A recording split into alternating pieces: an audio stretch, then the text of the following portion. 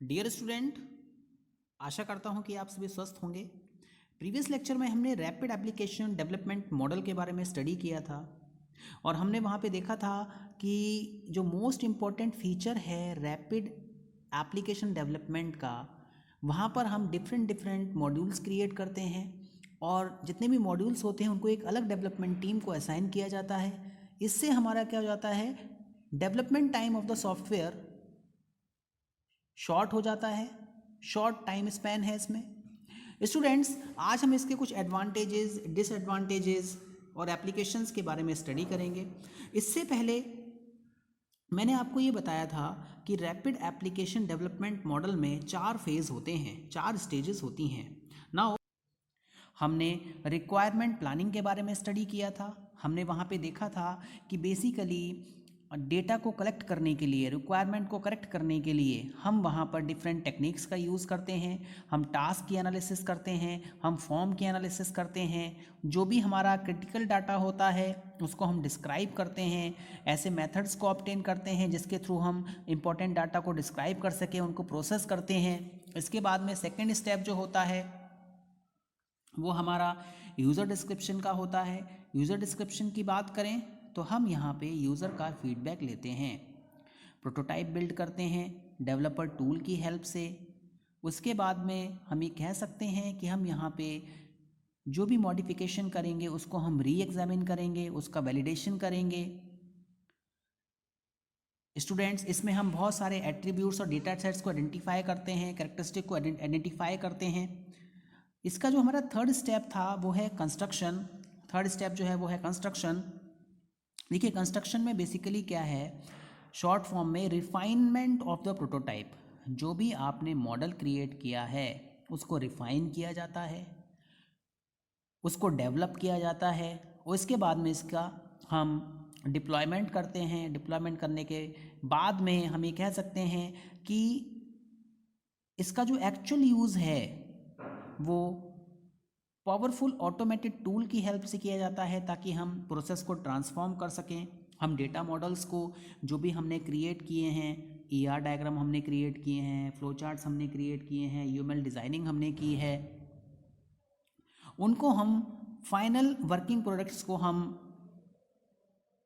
Implement कर सकें। Students, construction में जितने भी रिक्वायर्ड मॉडिफिकेशंस होते हैं या जो भी एनहेंसमेंट की जाती हैं वो सारे के सारे आप कह सकते हैं कि इस कंस्ट्रक्शन फेज़ में होते हैं। नाउ इसके बाद जो हमारा लास्ट स्टेप होता है वो है कट ओवर का। देखिए, all the interfaces between the independent module developed by separate team have to be tested properly. देखिए, कट ओवर का बेसिकली मतलब ये है कि जो भी इंटरफेसेस डेवलप किए गए हैं, जो भी सॉफ्टवेयर के छोटे छोटे पार्ट्स डेवलप किए गए हैं, उन सबको हम सेपरेट टीम्स में इशू करें, सेपरेट टीम्स उनको डेवलप करेंगी, उसके बाद में उनको प्रॉपरली टेस्ट किया जाएगा। स्टूडेंट्स, रैपिड एप्लीकेशन डेवलप में पावरफुल ऑटोमेटेड टूल्स का यूज़ किया जाता है जिसकी हेल्प से हम ये कह सकते हैं जो भी हमने सब पार्ट्स डेवलप किए हैं, टेस्टिंग क्या हो जाती है, ईजी हो जाती है। हम ये भी कह सकते हैं कि यहाँ पर मैंने आपको 3 तरीके की टेस्टिंग बताई थी। हमारे पास में अल्फ़ा टेस्टिंग होती है, हमारे पास में बीटा टेस्टिंग होती है, हमारे पास में लास्ट में एक्सेप्टेंस टेस्टिंग होती है। तो हम ये कह सकते हैं कि जो भी टेस्टिंग होगी अल्फ़ा बीटा, उसके बाद में जो फाइनल एक्सेप्टेंस टेस्टिंग होती है वो यूज़र के थ्रू की जाती है। स्टूडेंट्स, कट ओवर फेज़ में हम ये कह सकते हैं कि ये जो प्रोसेस है इसमें हम एक रैपिड प्रोटोटाइप डेवलप करते हैं जो कि कस्टमर को डिलीवर किया जाता है, कस्टमर का फीडबैक लिया जाता है और कस्टमर के वैलिडेशन के बाद में एक SRS डॉक्यूमेंट डेवलप होता है और उसके डिज़ाइन को फाइनलाइज किया जाता है। स्टूडेंट्स, देखिए, अब हम इसके एडवांटेजेस की बात करते हैं। अगर हम एडवांटेजेस की बात करें रैपिड एप्लीकेशन डेवलपमेंट मॉडल में, use of reusable components help to reduce the cycle time of the project. देखिए, जो भी हमारा प्रोजेक्ट डेवलप हो रहा है उसकी प्रॉपर एक साइकिल होती है, बहुत सारे फेजेस को फॉलोअप किया जाता है, फिजिबिलिटी स्टडी होती है, रिक्वायरमेंट एनालिसिस एंड गैदरिंग होती है, डिज़ाइनिंग होती है, कोडिंग एंड यूनिट टेस्टिंग होती है, सिस्टम एंड इंटीग्रेशन टेस्टिंग होती है, लास्ट में हमारे पास में मेंटेनेंस आता है। तो अगर ऐसे कंपोनेंट्स जो कि हमने पहले से ही हमने डेवलप किए हुए हैं, अगर हम उनको यूज़ करेंगे तो इससे हमारा क्या हो जाएगा, डेवलपमेंट क्या हो जाएगा, डेवलपमेंट टाइम कम हो जाएगा, प्रोजेक्ट हमारा ईजिली डेवलप हो जाएगा। स्टूडेंट्स,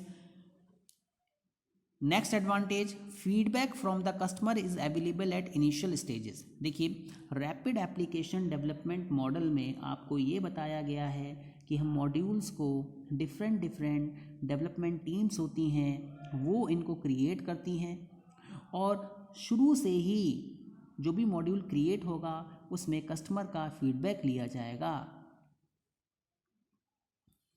इससे क्या होगा कि चांसेस ऑफ एरर्स बहुत कम हो जाते हैं। दूसरा, यहाँ पर जो मेन एडवांटेज है वो है कि कस्टमर को हम शुरू से ही सेटिस्फेक्शन देते हुए चलते हैं कि उसने कुछ चेंजेस बताए तो हमने एट द टाइम इनकॉर्पोरेट कर दिया उन चेंजेस को।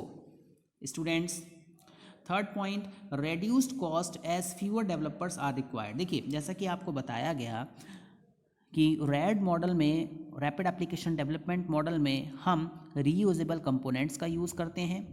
तो इससे क्या होता है कि ये कंपोनेंट पहले से ही डेवलप्ड हैं, उनको हम दोबारा यूज़ कर लेंगे, तो यहाँ पर हमारा जो रिसोर्सेज हैं वो भी कम लगेंगे और हमारी कॉस्ट भी कम आएगी।